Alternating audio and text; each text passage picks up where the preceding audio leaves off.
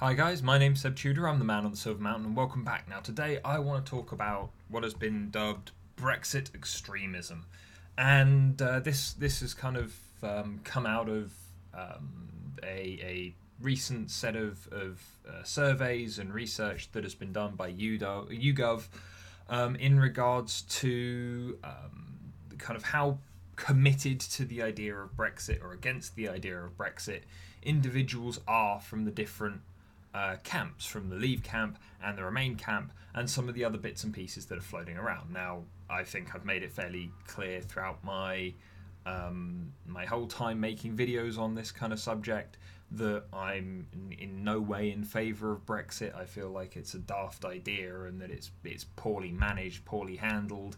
It's built on lies and it's built on misinformation. And this is where I have issues with both the Remain side that I kind of had to vote for, or the Leave side, because both of them went at it the wrong way. They weren't engaging on the same conversation. You had Leave talking about all my feels. You had the Remain campaign not engaging with that, and then bringing the conversation round to the economic side that they were talking about. They were purely focusing on the economic side and then yelling, "Ooh, my feels" about the economic side. And so as a result, things didn't pan out very well, and this is where we find ourselves in our current situation with the crappy government that we have and the messy situation that we have. But as a result of this, though, there were two questions that they put to both Leave and Remain sides of this, and they basically said, okay, so regardless of whether you think such a thing is likely, would you consider A, significant damage to the British economy to be a price worth paying for bringing Britain out of the EU, in which case there were three answers: yes, I would, no, I wouldn't, and I don't know. And then the second question was, would you consider Brexit causing you or members of your family to lose their job to be a price worth paying for bringing Britain out of the EU? In which case, again, there were the three answers: yes, I would, no, I would not, and I don't know. Now, when asked of Leavers, and this is the thing that has made the news far more, but we're going to go through both sides of it in this video because I feel like not only is that important for balance, but it demonstrates a difference in sentiment between the two sides. And considering also that there are age splits and splits between different communities that make up the two sides, you know, it's important to dive into these things on both sides to get that big picture so we can make sense of it. But ultimately, they found that yes, for the most part, the Leave side of things, both questions, said that they felt that sacrificing whatever was important to get them out of the EU. So it was a 61% to 20% kind of win, I suppose, or leaning. When it came to a like damage to the British economy, because most of the people who are answering this probably don't understand what economy is really, and so they've gone with it. But either way, so 60% of the Leave voters said that were approached with this piece of research said that they would be fine with damage being done to the British economy to free us from Europe, with only 20% saying that they wouldn't see that as a thing, and only 19% saying that they don't know. And then on the other side, though, on the other question, where they said, you know, people in your family or yourself losing jobs as a price to pay, there was a much closer split, but you still had the yes, I would crowd winning out. So you had 39% of them saying yes, that like about 40% saying yes, it would be completely worth it if I or a family member lost their job, and as a result we still got out of the EU. And then you had about the other 40% saying no, that wouldn't be acceptable. And then you had about 20 or just over 20%, 23% saying I don't know. Now the further breakdown of this, though, is that where they found that, yes, 18 to 24-year-olds were still saying that, yes, okay, damage to the EU economy was, it was fair enough to an extent, with just under half of them saying, yeah, okay, fair enough, that's a thing that might happen, it's a thing that we can struggle through and work through, but we can do it. That figure then increases with every subsequent generation up to over 65, over 70% of those people were saying we need to, we would literally like sail our economy up shit creek if it just meant us being free of the EU, which doesn't make any sense in the slightest, on any level down the whole spectrum of age. But it's those older voters who again, as I've said before, came in and now apparently they're willing to ignore their fellow countrymen and their prospects in favour of just getting their way because of the way they feel. Likewise, the cost of Brexit, when the cost of Brexit was framed as being losing jobs either for themselves or for other people, that number dropped pretty hugely, so that you had 18 to 24-year-olds only 25% of those individuals were willing to say, yes, it doesn't matter if I lose my job, we just need to be free of the EU. Because obviously most of those young people are kind of in need of those jobs. They don't have prospects thanks to the current political climate, the current economic climate, the way that Brexit is going to affect them moving forward, and the damage it's going to do in terms of people that would otherwise maybe travel abroad and get jobs abroad throughout Europe or whatever else. The effect, the brain drain that it's going to have on universities. You've got a lot more kind of conscientiousness in and kind of care for those jobs in that younger age group. But then following after that, each age group afterwards had a greater increase until you get again to the over 65s, who most of which don't have a job and who own their own homes and whatever else, saying that they would happily sacrifice their children's jobs. Up to about 50% of them said that they would be happy to sacrifice their children's and other people of younger generations' jobs effectively just to get their way. Now, considering the older voters, the number of people that I have seen online, my own father even, claiming that younger people don't know what they're talking about, that the damage to the economy is worth going through just to be free of these people, and so on and so forth, willfully and aggressively sacrificing the jobs of younger generations, though, just for their feelings, just because the EU is their scapegoat for this era. Considering that they're willing to call younger generations entitled, spoilt, special snowflakes, things like that. As much as I hate the term snowflake because it gets thrown around so much and it's just pointless, but the thing that stands out is these people are doing it just for their feelings. I've talked numerous times, especially with my father, about the various effects of this, and there's no clue, no grounding in reality. A lot of the discussions that we have end with him proving me right and then him not willing to admit to fact. And so, and this is the same with numerous other people who I've had this argument with as well. And yet, looking at these figures, they don't surprise me, because you've got this generation of older people who are kind of bringing all of this stuff up, and especially considering that now you've got the UK government making an even bigger deal of certain things, including bringing up the Dunkirk spirit, which, good God, makes no fucking sense at all. Brexit's going to be easy, it's going to be wonderful for the country, it's going to be exactly what you guys have wanted it to be all along, Leave voters. But you need Dunkirk spirit, that spirit, that enthusiasm, that pulling together that we needed during one of the most horrific and troublesome and kind of times where Great Britain was collapsing under the pressure of the endeavour that we had undertaken. yeah, something doesn't add up there. But anyway, let's move on to the Remain voters side and take a look at what they're looking at, because for the most part, this is going to be a different picture. And so, for the most part, yes, the Remain side may have lost the referendum. That non-legally binding referendum that was still taken as law was nearly removed from parliamentary debate and has been turned into Theresa May's personal power trip.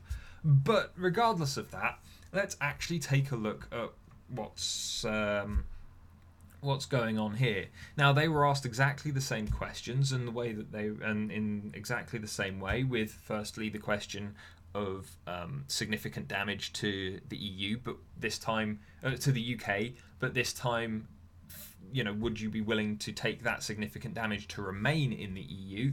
And then they were asked again, would you be willing to lose jobs for yourself or family members to stay in the EU?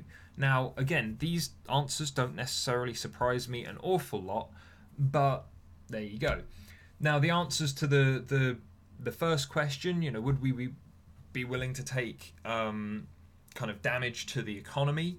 You had 34% saying yes, I would. You had 38% saying no, I wouldn't, and you had 27% saying I don't know. Now, I have a feeling that the reason why we're seeing this kind of split where it's far more even than with the Leave side is because these guys were making the economic argument the entire time, and so they are going, well, we'd need to see how things are panning out. We'd need to see how, considering the mess has been caused so far, they're working from their current kind of mindset, their current frame, and so as a result, answering this question, they're going to be looking at that information and going, well, moving into it, we've already had this mess caused, so we'd have to see how things panned out going forward. So, but you do still have that 34% of people who are going, yes, I would. Damage to the UK economy now, though, would be more easily recouped as being part of the largest economic bloc on the planet, over time. So it's I can see that there's maybe more logic here, but then again, there's also more willingness to be uncertain because they've gone, well, you've made a mess of it already. We need to take a step back and see if this was a thing that we were going to say. But then, jumping to the next question, where what's at risk isn't just the economy, but you or your family members losing jobs, of which there have already been swathes of people who have been losing jobs thanks to Brexit, even though it's only just really started. You only had 18% of people saying no, I wouldn't. Oh, yes, I would. Sorry, you only had 18% of people saying yes, I would sacrifice my job to stay in the EU. You had 61% of people saying no, sacrificing jobs would be where we need to draw the line. Now, again, this isn't all that surprising, considering that this was the collective that were making the arguments to remain in the EU on economic grounds, on kind of grounds for kind of taking control of things, because if we're removing ourselves from the governing body that's making all the decisions and we're losing our say, but we're still going to want to interact with them and therefore have to keep to all of their standards, then that doesn't make any sense. But again, also maintaining these levels of jobs both to and fro is going to be important whether we're in the EU or out of the EU. And so, you've only got just under 20% of people saying, no, I would be happy to lose my job, we just need to stay, it doesn't matter what happens afterwards, we just need to stay. So that level of extremism, that level of throwing people under the bus is not there. So the extremism on the Remain side seems to be an extremism bent towards keeping things functioning and actually making things work and keeping the country afloat. Considering that on both of these these questions that they were asked, Remain even by the small margins that are here, Remain win out on the no, we wouldn't sacrifice things because we don't need, firstly, we don't necessarily need to, but they don't want to sacrifice things. They want to actually see the country be stronger and better. Whilst the Leave side in both situations were willing to just throw people under the bus just so that their feelings aren't hurt anymore. Just so that they can get their way. And then it's there was one other question that was asked of Remain voters, and I think this again kind of stands out, and this is why it was in the article on YouGov, which I'll link in the description anyway.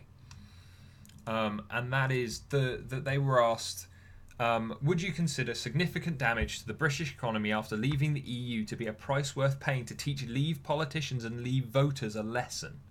Yeah? And again, you had that same 19% of people, or just under 20% of people, going, yes, I would see that being entirely worthwhile. Yeah, if they want to destroy the country, make their bed and lie in it, then fine, then let them. Yeah? But again, that lines up with the number of people from Remain in this, give or take, who were willing to also send people, throw people under the bus in terms of jobs just to stay in the EU. So extremists are assholes. These people that are willing to throw people under the bus are assholes, and they're consistent with it on both movements. It's just the fact that they're more easily narrowed down to older generations with the Leave side. But you had 64% of people going, no, of these Remain voters going, no, we don't want to just send people under the bus. We've always been fighting to maintain a stronger country, stronger economy, making our place valid in the global community, because globalization it's a matter of time unless something apocalyptic happens. Yeah? And so you've got this kind of split here, and this is where I feel that the world has bred this. Yeah, our society has bred this split, because it's not even seemingly a division between traditionalism and progressivism. It's not a split between kind of authoritarianism and liberalism even. It's very much a split between those who want the collective to succeed, those who want their country, even if, like myself, you're not a collectivist, but you see that collectivism has its function, its roles. Yeah, I personally see personal responsibility and individualism as things that are far more worthwhile to invest in. But with so many people around nowadays, so many moving parts, things like government and regulations and laws and things like that, they're all collectivist systems because they apply to so many people, and they are worthwhile because they make life easier. Yeah, and they make it harder for the people that would damage the environment that we're making. But then, taking a look at this split, though, we've got the split between the people who want what they want, and they gang together and they're assholes together. And most of those people, especially from older generations, seem to be on the Leave side. But then you've got the people who are much more focused on that big picture, looking more at the economy, looking more at the maintaining of things on the Remain side. And there are obviously facets between the two, and there are assholes on both sides. But there seems to be a much, much larger scaling and more obvious trend in the people who are willing to sacrifice everything just to get their way and just for their feelings. These are the same people, by the way, or people with the same level of attitudes as the ones who sign up to anti-fascist movements to then go and attack people. Yeah, on the left side, you've got this division between assholes everywhere, and they pick a direction and they keep going until they fall off a cliff into oblivion and everything becomes madness. The unfortunate thing is that with the kind of arguably more right side of things, where you've got a lot of nationalistic views and an awful lot of ignorance around the way that the world is working at the moment, and ignorance of fact, and an awful lot more focus on their own prejudices and biases and things like that. Kind of with those people, they aren't necessarily, especially with these over 65-year-old individuals, they're not capable of going out and starting a riot. They're not going to go and shame people on the street, or start fights, or go on some grand march through the streets to annoy people. No, they're going to actively come in and do the one thing that they can do. They can throw their votes in, and they can make life hell for everybody. You know, they can just shift things that way, and they can be a very, very noisy, whiny, snowflakey kind of collective. Each one has their own reasons for hating everything and being willing to sacrifice everyone around them, but they're going to go ahead and do it anyway. Are Remain much better? In this case, especially considering this piece of research with the opinions that are being put forward, as much as the sample size is still only a few thousand people overall, this seems to be far more indicative of the kind of overall attitudes between the two sides of this argument, and why, considering that the EU has left the you can stop this madness at any point, and you can just repeal everything, and we can just go back to being as it was before within reason. You know, considering that is still on the table, and they've not removed it yet, and we've not pissed them off in just quite enough yet to have them just be done with us. You know, I'm sat here going, well, again, we're looking at a group here that was far more conscientious, far more considered, far more willing to just look out for everybody, compared to a group of people who are willing to just haphazardly destroy the lives and the economy of the place that they live. But anyway, I wanted to bring this to you guys. You know, what do you guys think? Let me know what you think about this. You know, is it any surprise to you that the Leave side are far more inclined to just dispose of people just to get their way? You know, again, a part of me is like, the older generations are the ones that have bred from the industrial model into the corporate models that we have today, where it's very kill or be killed, but do it nicely, you know, and stuff like that, whilst you've got younger generations who are actually looking for more impact and meaning in life and all of that kind of thing instead, which leads them to attempt to be more compassionate, more empathetic and stuff like that, or empathic rather, and stuff like that, which kind of leads to why you've got all of these young people joining left-wing movements that are there to supposedly make people's lives better, but maybe don't do it in the best of ways. But that's a video for another time, maybe. Anyway, I'd love to hear what you guys think, and thank you very much for watching, guys, and I'll see you in the video tomorrow. Take care. Thank you very much for watching, guys. If you enjoyed this video or found it interesting, then please drop me a like, share this video, and subscribe for more, and I'll see you in the video tomorrow. Take care.